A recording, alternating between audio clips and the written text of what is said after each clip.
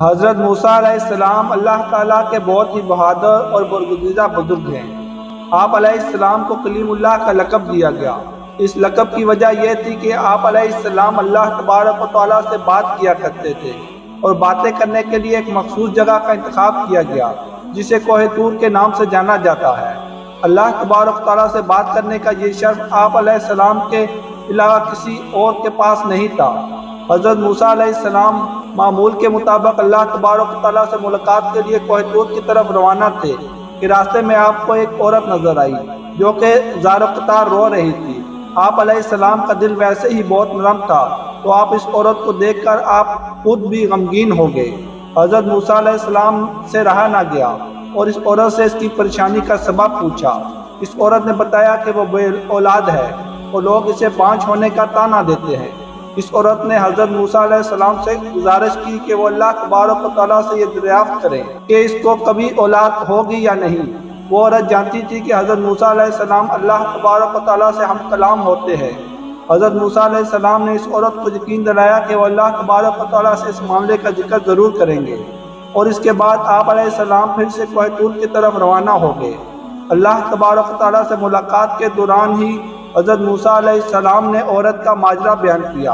اللہ تبارک و تعالیٰ نے حضرت موسیٰ علیہ السلام کو بتایا کہ اس عورت کی قسمت میں یہی لکھا ہے کہ اسے کبھی اولاد نہیں ہوگی، اور اس عورت کو چاہیے کہ اس پر جو آزمائش آئی ہے اس پر صبر کرے۔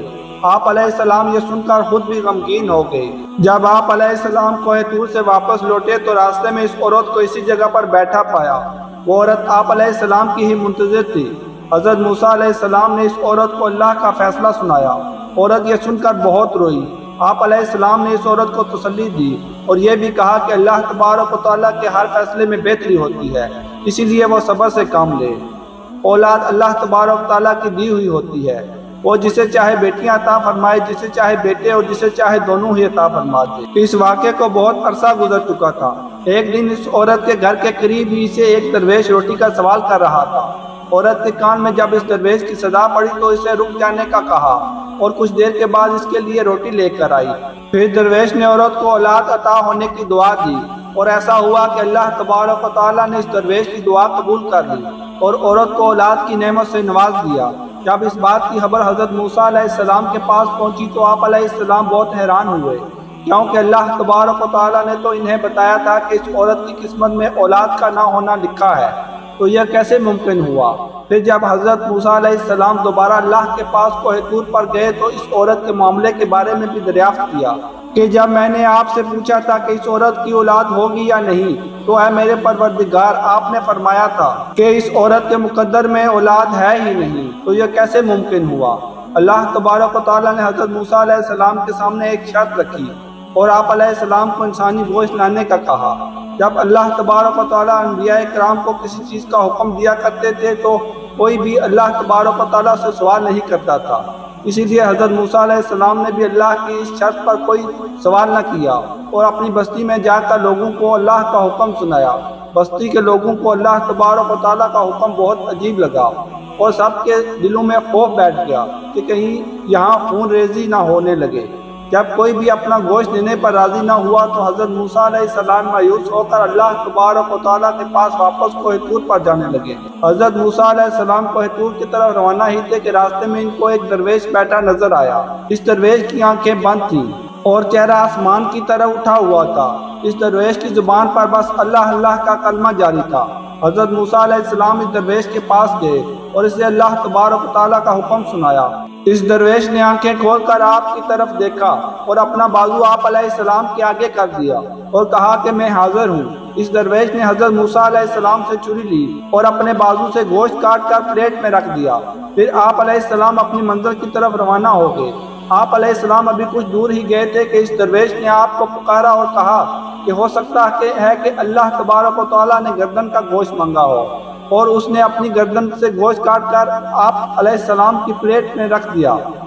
حضرت موسیٰ علیہ السلام پھر سے کوہ طور کی طرف قدم بڑھا دیا۔ اس درویش نے آپ کو پھر سے روک لیا اور کہا کہ ہو سکتا ہے کہ اللہ تبارک و تعالیٰ نے سینے کا گوشت کہا ہو۔ اور اس نے پھر اپنے سینے کا گوشت بھی کاٹ کر پلیٹ میں رکھ دیا۔ اس کے بعد اس نے اپنے جسم کے مختلف حصوں کا گوشت کاٹ کر پلیٹ میں رکھا۔ حضرت موسیٰ علیہ السلام نے اس گوشت سے بھرے پلیٹ کو کوہ طور پر اللہ تبارک و تعالیٰ کے سامنے پیش کیا۔ اللہ تبارک و تعالیٰ نے حضرت موسیٰ علیہ السلام سے پوچھا کہ یہ گوشت کس سے لائے ہو؟ تو حضرت موسیٰ علیہ السلام نے سارا قصہ بیان کر دیا۔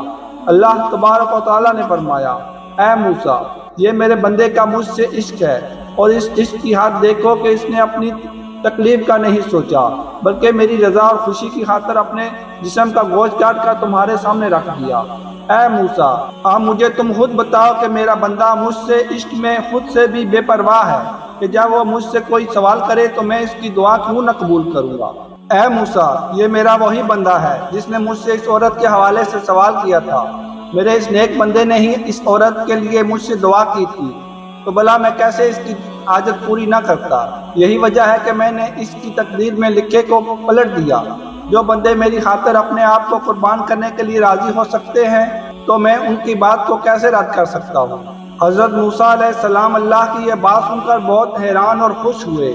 اس چھوٹے سے قصے سے ہمیں یہ سبق ملتا ہے کہ اللہ تبارک تعالیٰ نے جو ہمیں زندگی میں عطا کر رکھا ہے اس کی شکر گزاری کرنی چاہیے اور دوسروں کی مدد میں پیش رہنا چاہیے۔ ہم کو نہیں پتا ہوتا کہ کون سا عمل اللہ تبارک و تعالیٰ کو پسند آ جائے اور آپ کا کام ہو جائے، اور جب بھی اللہ تبارک و تعالیٰ کے لیے قربانی دینے کا موقع ملے تو اپنی جان بھی دینے سے گریز نہ کریں۔